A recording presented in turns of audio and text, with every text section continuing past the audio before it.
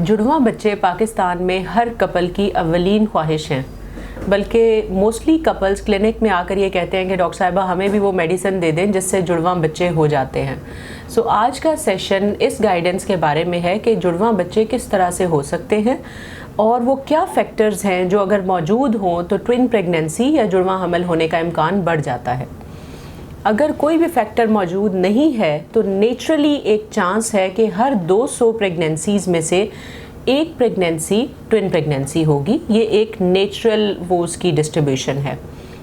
लेकिन अगर आपकी फैमिली में पहले से जुड़वा बच्चे होते हैं, यानी कोई जेनेटिक फैक्टर ऑलरेडी प्रेजेंट है, तो उसकी वजह से आप में यानी इस कपल में भी जुड़वा बच्चे होने का इम्कान बढ़ जाता है। एक तो हमारे पास नेचुरल इंसिडेंस हो गया कि हर 200 प्रेगनेंसीज़ में से एक प्रेगनेंसी ट्विन प्रेगनेंसी होगी।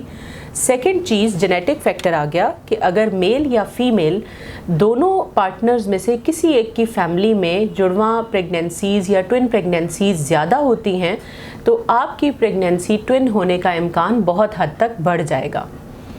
तीसरी चीज़ जिसके बारे में बहुत से पेशेंट्स का सवाल होता है कि वो कौन सी दवाई है जिससे जुड़वा बच्चे हो सकते हैं। मैं अपने पिछले सेशंस में आपको ओव्यूलेशन इंडक्शन के बारे में बता चुकी हूँ, यानी वो पेशेंट्स जिनमें प्रेगनेंसी नहीं हो रही होती या बांझपन का एलिमेंट आ रहा होता है, उनको कुछ दवाइयाँ दी जाती हैं पीरियड्स के ड्यूरेशन में, जिसकी वजह से उनकी अंडेदानियाँ स्टिमुलेट हो जाती हैं, यानी वो ज़्यादा से ज़्यादा फॉलिकल्स और ज़्यादा से ज़्यादा एग्स बना रही होती हैं।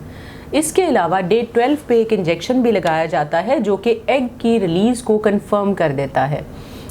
अगर कोई पेशेंट ओव्यूलेशन इंडक्शन ले रहा हो तो उस पेशेंट में ट्विन प्रेगनेंसी होने का इम्कान बहुत हद तक बढ़ जाता है।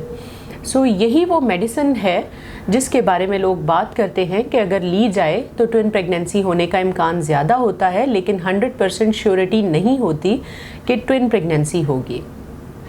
इसके अलावा जो लास्ट फैक्टर है हमारा वो ये है कि जैसे जैसे फीमेल की एज बढ़ती है या BMI या वज़न ज़्यादा होता है, हम पहले भी ये बात डिस्कस कर चुके हैं कि ये वो दोनों फैक्टर्स हैं जो कि हार्मोन्स को इम्बैलेंस कर रहे होते हैं और इस इम्बैलेंस की वजह से प्रेगनेंसी होने का इम्कान बहुत हद तक कम हो जाता है।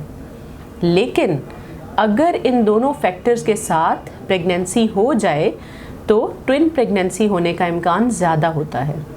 आई होप मैंने अपनी बात क्लियर की है कि बढ़ती हुई उम्र के साथ और बढ़े हुए वज़न के साथ इनिशियली तो प्रेगनेंसी होने का इम्कान बहुत हद तक कम होता है, लेकिन इन केस अगर प्रेगनेंसी हो जाए तो चूँकि ये हार्मोनल इम्बैलेंस कॉज कर रही होती हैं ये दोनों चीज़ें, तो ट्विन प्रेगनेंसी होने का इम्कान बहुत हद तक बढ़ जाता है। ट्विन प्रेगनेंसी के सेशन को ख़त्म करने से पहले मैं आपको ये बता दूं कि ट्विन प्रेगनेंसी या जुड़वा हमल बहुत ज़्यादा पेचीदगियों का हामिल होता है।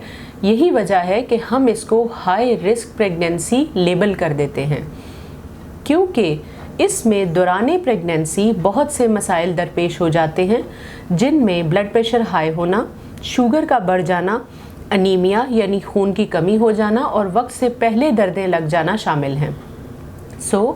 ट्विन प्रेगनेंसी जहां बहुत से लोगों के लिए एक बहुत ज़्यादा अट्रैक्शन का बाइस है, वहां मैं आपको ये बता दूं कि ये नॉर्मल प्रेगनेंसी के मुकाबले में बहुत ज़्यादा हाई रिस्क प्रेगनेंसी होती है।